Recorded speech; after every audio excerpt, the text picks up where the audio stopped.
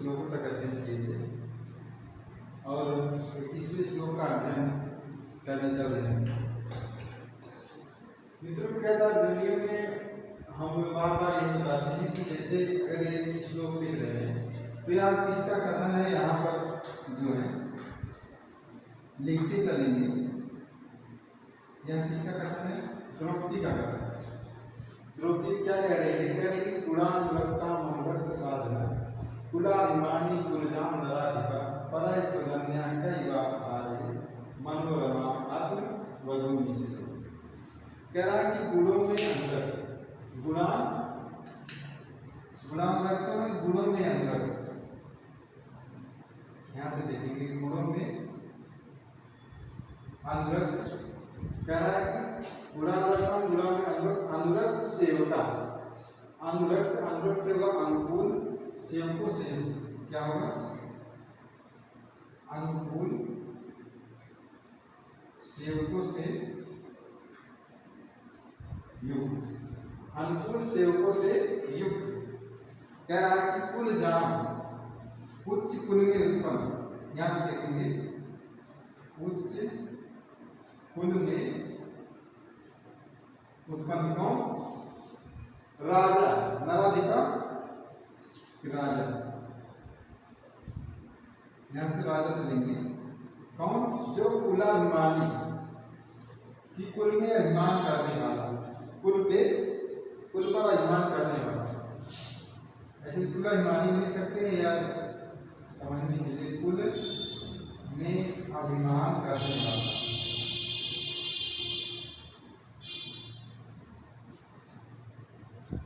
कुल में अभिमान करने वाले को तो कुलाभिमानी कहेंगे।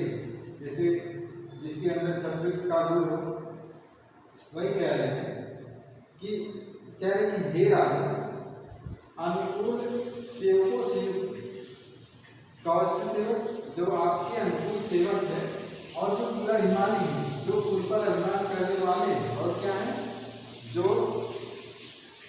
और उत्तम गुणों में उत्पन्न, जो है उत्तम गुणों में जो है अनुरक्त है। क्या है? कि उत्तम गुणों में अनुरक्त है।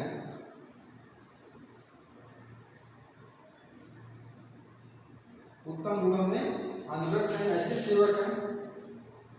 ये कह रहा है कि कौन राजा का माने कौन? कैसे होगा कि कौन ऐसा राजा होगा जो क्या करेगा?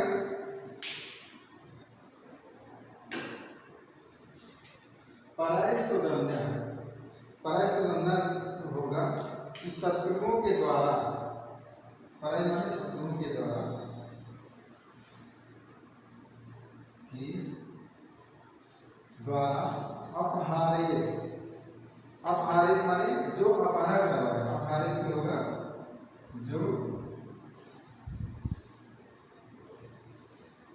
अपहरण करवाएगा। किसका? इव माने दूसरों के द्वारा। इव से होगा इवा अपहारे, इव अपहारे में दूसरों के द्वारा, दूसरों के द्वारा। परस्वदन्या, क्योंकि परस आपसे भिन्न, सुदन्या से आपसे भिन्न या आपके अलावा। कह रही है कि क्या करें? कि जो अपनी पत्नी की भांति आत्मवधू, अपनी पत्नी के समान, अपनी पत्नी के समान। कौन है? जो श्रीयम राजलक्ष्मी, राजलक्ष्मी का होगा। मनोरमा, मनोरम से होगा जो सुखदायी है।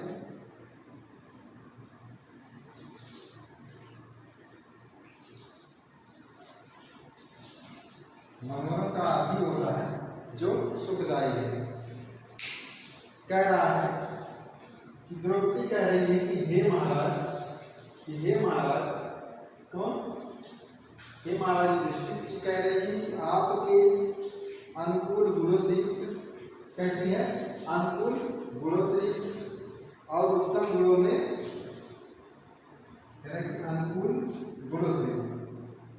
आपके पास जो सेवक है वो अनुकूल गुणों में युक्त है और क्या है, उच्च कुल में भी उत्पन्न भी है, उनका जन्म भी किया है, उच्च कुल में भी हुआ है और उत्तम गुणों में अनुरक्त भी है।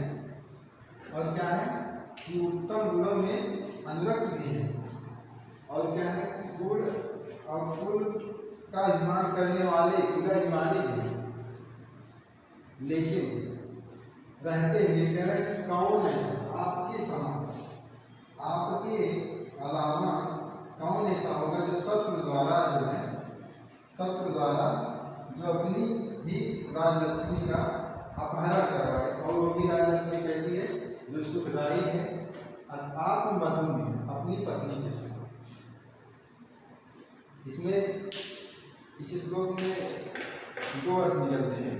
एक तो द्रौपदी जो है उदाहरण दे रहे हैं, जैसे किसी के पास कोई भी अगर अप्रिय घटना घटी रहती है तो वह क्या करता है, बाद में जो है उलाहना देता है। तो वह भी इससे पहले भी पता है कि जो है हमारा जो उद्वेग है वह स्त्री के चरित्रों का हनन करता है, वह हमें प्रेरित कर रहा है बोलने में। तो वह जो समझ लीजिए कि ताना मार रही है कि कौन ऐसा जो है दूसरा आपके भिन्न, कौन ऐसा दूसरा होगा जो अपनी पत्नी का अपमान करेगा। वह जो चीज घटना है वह दूसरे अर्थ में जाता है कि वही कह रही है कि आपके पास जो है अनुकूल सेवक, आपके अनुकूल आपकी जो मानने वाले ऐसे सेवक हैं और वो जो है उच्च कुल में भी उत्पन्न हुए हैं, ऐसा नहीं कि वो निम्न कुल में उत्पन्न हुए हैं। और क्या कहते हैं उत्तम गुणों में भी अनुरक्त हैं, उनके अंदर गुण भी है, ऐसा नहीं है कि वो गुणहीन है, लेकिन गुणहीन होते हुए और कुलाभिमान जो अपने कुल का जो है, जो अपने कुल का अभिमान करने वाले हैं, अपने कुल पर अभिमान करने वाले ऐसे जो है सेवक है। इस सेवकों के रहते हुए कि आपके अलावा कौन ऐसा हो सकता है, कह रहा है कि हे युधिष्ठिर आपके अलावा और कौन दूसरा हो सकता है जो शत्रु के द्वारा अपनी जो है पत्नी के समान इस सुखदायी राजलक्ष्मी का अपहरण करवाए, या अपनी पत्नी का जो अपहरण करवाए वह आपके अलावा और कौन हो सकता है। समझ लीजिए कि द्रौपदी जो है वह इसको कर रही है, युधिष्ठिर को उलाहना दे रही, तभी तो उनका जो क्रोध जो है लगेगा। वह क्रोध समय बारी क्यों बोल रही है, अगर वह बोले नहीं तब तो वह उत्साहित होंगे, लेकिन युधिष्ठिर ऐसे हैं इसलिए इनको शांत प्रिय कहा गया है। शांत प्रिय इसलिए कहा गया है कि यह सब कुछ सुनते हुए भी इनको क्रोध नहीं आता है। द्रौपदी सब कुछ कह रही है, अगर दूसरा कोई होता जैसे भीम से कहते या अर्जुन से कहते ये लोग उत्तेजित हो जाते, लेकिन युधिष्ठिर का अर्थ ही है कि युद्ध में स्थिर रहने वाला कौन, युद्ध में स्थिर रहने वाला युधिष्ठिर। तो वह शांत रहते हुए अगर आप टिप्पणी देखेंगे इसमें टिप्पणी देखेंगे कह रही है कि गुलाम रखता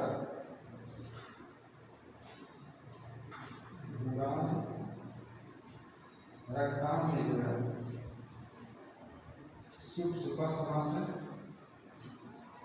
शुभ सुपा गुलाम में शुभ सुपा समास है। अनुरक्त साधना ये देखेंगे, अनुरक्त साधना में देखेंगे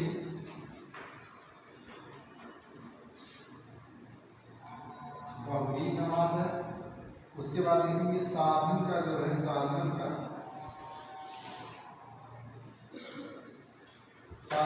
का जब हम व्याकरण की परीक्षा उसमें व्याकरण की कैसे देखते हैं, साध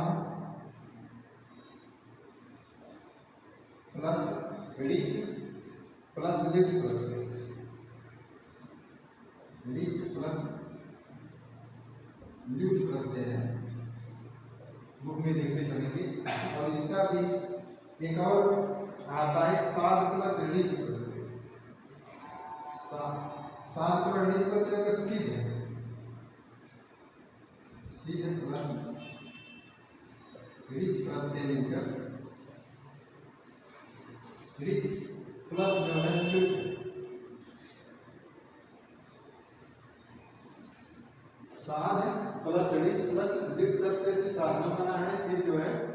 ये सिद्ध प्लस ऋण से युक्त प्रत्यय बनकर साधन बना है। कुलाभिमानी लिखेंगे,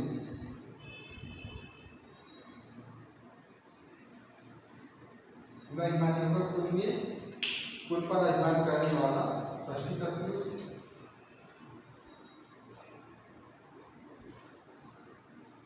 कौन सा समास है? षष्ठी तत्पुरुष समास है। और कुल प्लस आदि प्लस मन,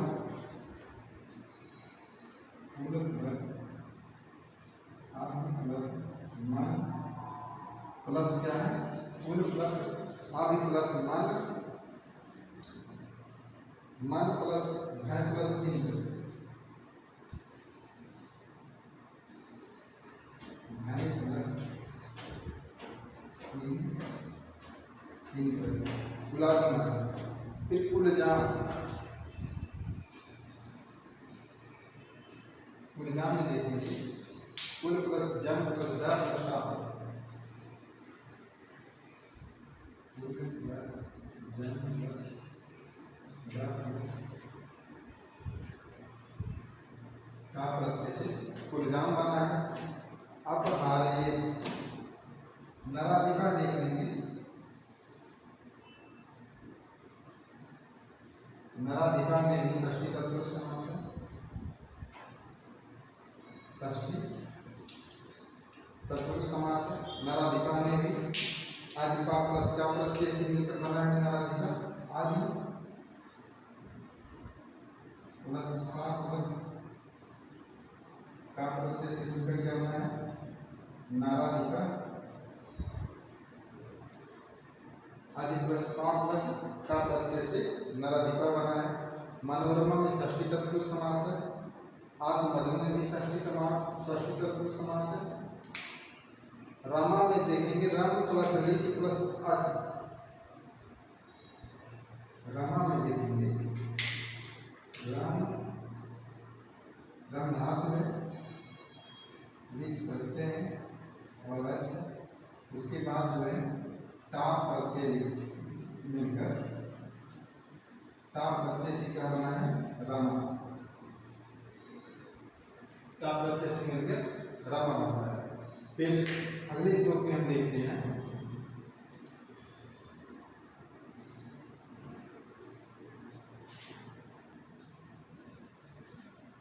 देखेंगे अगले श्लोक में द्रौपदी का कथन यह भी है, ध्यान देखेंगे।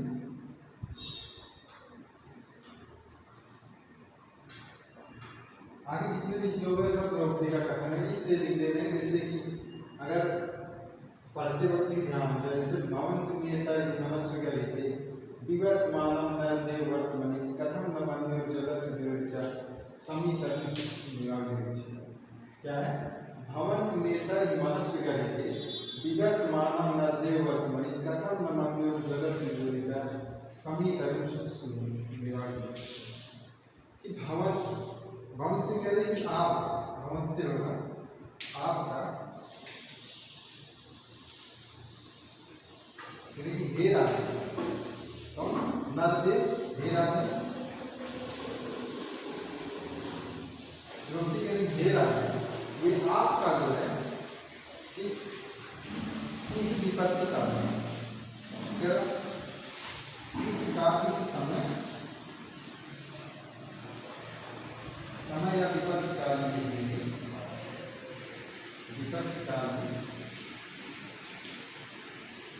मनस्व गलिते, मनस्वी जन द्वारा निंदित, मनस्व गलिते होगा मनस्वी जनों द्वारा निंदित। क्या है कि जो मनस्वी जन द्वारा निंदित ऐसे मार वर्तमान से होगा मार में हे राजा, आपका इस विपत्ति काल में जो मनस्वी जनों द्वारा निर्मित है ऐसे मार्ग में और क्या है? विवर्तमान शत्रुओं के द्वारा, शत्रु की दुर्दशा होगा, शत्रु की दुर्दशा शत्रुकृत कि शत्रु द्वारा किए गए दुर्दशा, जो आपकी दुर्दशा है कैसी है, शत्रुओं के द्वारा की गई दुर्दशा। ये ऐसी दुर्दशा नहीं है कि अपने आप आती, यह जो दुर्दशा है शत्रुओं के द्वारा की गई है। कथन, कथन करें क्यों, क्यों या फिर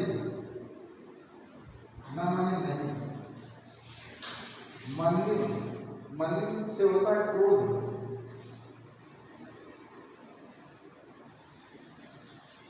जलत माने जला,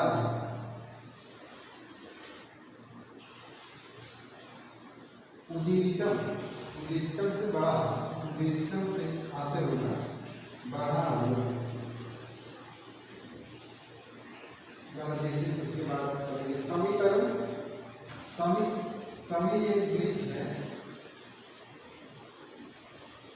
जो शुष्क सूखा होने पर क्या कर रहे हैं, उच्छिका, उच्छिका ऊपर उठी हुई, उच्छिका से ऊपर उठी हुई, ऊपर उठी हुई क्या करा, आगे, आगे शिखा के समान, ऊपर उठी हुई कैसी है, आगे शिखा के समान, आगे शिखा के समान। क्या कह रही है, आप लोग कह रहे हैं पूरे अर्थ को देखेंगे। हे राजन, इस विपत्ति काल में, इस जो है जो विपत्ति काल कैसी है, जो शत्रुकृत दुर्दशा है, कह रहा है कि मनुष्य जनों द्वारा निंदित, जो मनुष्य जनों द्वारा निंदित है, निंदित मार्ग में, कह रहा है कि हे राजन, आपके इस विपत्ति काल में मनुष्य जनों द्वारा निंदित मार्ग में और जो शत्रु द्वारा की गई दुर्दशा है, कैसा मार्ग है, जो मनुष्य जनों द्वारा निंदित है ऐसा मार्ग, और क्या है, शत्रु के द्वारा की गई आपकी दुर्दशा है, यह ऊपर उठी हुई क्या अग्नि के समान क्यों नहीं जला रही, कि क्रोध की जो अग्नि है यह देख कर भी क्रोध क्यों नहीं जला रही, आपका क्रोध क्यों नहीं, मतलब क्रोध क्यों नहीं उत्पन्न हो रहा है। कह रहे हैं कि हे महाराज युधिष्ठिर, आपके इस विपत्ति काल में मनुष्य जनों द्वारा जो निंदित मार्ग है, ऐसा मार्ग जो मनुष्य जनों द्वारा निंदित मार्ग, और क्या है, शत्रुओं के द्वारा की गई दुर्दशा, किसकी दुर्दशा, आप हे राजन, आपकी शत्रुओं के द्वारा की गई दुर्दशा को देख कर भी आपके ऊपर जो है, उनके ऊपर क्रोध क्यों नहीं बढ़ा, क्रोध की अग्नि क्यों नहीं बढ़ा कर रही है, कि जिस प्रकार से ऊपर उठी हुई अग्नि, यानी कि जिस प्रकार से ऊपर उठी हुई अग्निशिखा क्या है, समी वृक्ष के सूखे वृक्ष को क्या करती है, जला देती है, उस प्रकार से, ठीक उसी प्रकार से जिस प्रकार से उड़ती हुई अग्निशिखा जो है सूखे हुए समी वृक्ष को जला देती है। आप क्या कह रहे हैं कि आप जो है आपका इस विपत्ति काल में मनुष्य जनों द्वारा निंदित और शत्रुकृत दुर्दशा, शत्रु के द्वारा की गई दुर्दशा को देख करके आपके अंदर जो है क्रोध की अग्नि क्यों नहीं उत्पन्न हो रही, क्रोध की अग्नि क्यों नहीं उत्पन्न हो रही है। ठीक उसी प्रकार जिस प्रकार से समी का वृक्ष होता है, समी का वृक्ष जो है अक्सर जो है यह जो है समी का वृक्ष जो है मिठाई मतलब सब जलाने की सजावट में किया जाता है, इसको मतलब समी का जो वृक्ष होता है इसमें अग्नि पाते ही जो है बहुत तेज से जलने लगती है। उस प्रकार से कह रही है कि जिस प्रकार जो समी का वृक्ष है इसमें अग्नि लग जाने से जल जाता है, तो ठीक इसी प्रकार क्यों नहीं आपकी जो अग्नि भड़क रही है। फिर से देखते कि कार्य के हे राजन, इस विपत्ति काल में मनुष्य जनों द्वारा निंदित शत्रु के द्वारा किए गए दुर्दशा, शत्रु के द्वारा की गई दुर्दशा हो जाने पर, शत्रु के द्वारा किए गए दुर्दशा के बाद भी आपकी क्रोध की अग्नि क्यों नहीं बढ़ रही, ठीक इसी प्रकार से बढ़नी चाहिए। इस प्रकार से ऊपर उठी हुई अग्नि जो है अग्निशिखा के समान क्या है, सम एच को जला देती है। इसलिए डायग्राम टिप्पणी देखेंगे।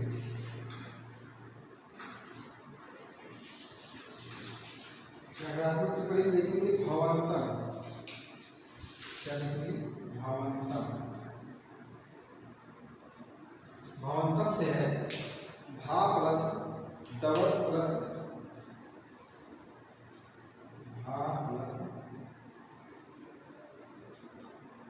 डबल प्लस आम द्वितीय व्यक्ति एक वचन, यानी कि प्लस आम से द्वितीय विभक्ति एक वचन में प्रयोग हुआ है, क्या है, भावांतर। उसके बाद एतर, एतर ही देखेंगे। एतर ही में इदम प्लस डी या पूछा गया है, इदम प्लस बी प्लस हील प्रत्यय। कौन सा प्रत्यय है, हील प्रत्यय मिलकर एतर ही बना है। और एतर ही कैसा है, या अव्ययतर है।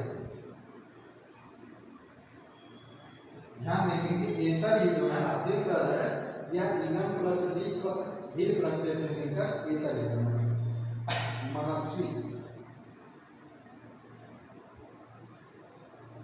मनस्वी में है मनस प्लस वीन प्रत्यय, मनस प्लस वीन प्रत्यय मिलकर क्या बना है, मनस्वी बना है।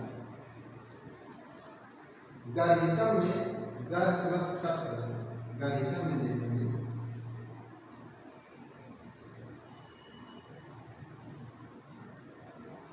क्या है, गर्भ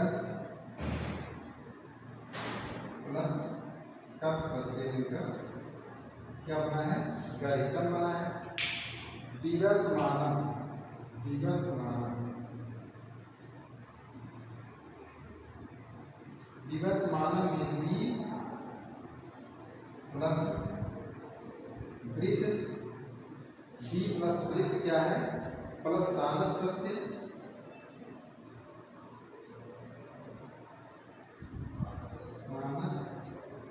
सानस प्रत्यय मिलकर क्या बना है, द्वितीय विभक्ति, द्वितीय विभक्ति एक वचन में क्या है, विवर्तमान। फिर देखेंगे वर्तमान, देखेंगे सप्तमी एक वचन है। नरदेव में षष्ठी तक पुरुष है। फिर ज्वलत में प्रथम व्यक्ति एक वचन है, ज्वल प्लस ऋच प्लस लट लकार से है। उदीरितम में उद प्लस इर प्लस ऋच प्रत्यय, ऋच प्लस कट प्रत्यय, उदीरितम देखेंगे। उदीरिता में देखेंगे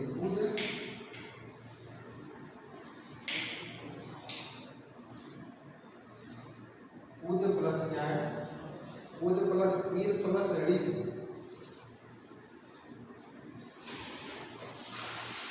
उद प्लस इर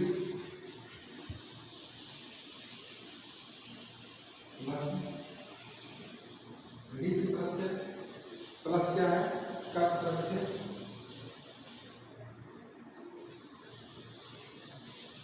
कप प्रत्यय से मिलकर क्या बना है, उदीरिता प्रथम व्यक्ति, यानी प्रथम विभक्ति में एक वचन में प्रयोग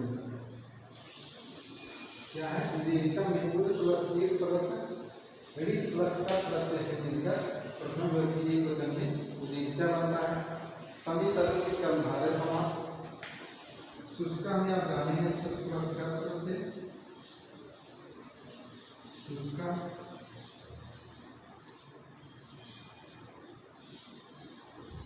क्या है, शुष्क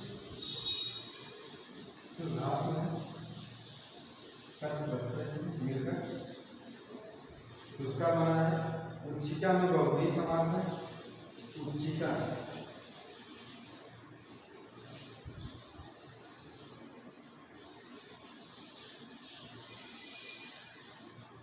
उच्छिका में क्या है, बहुव्रीहि समास है।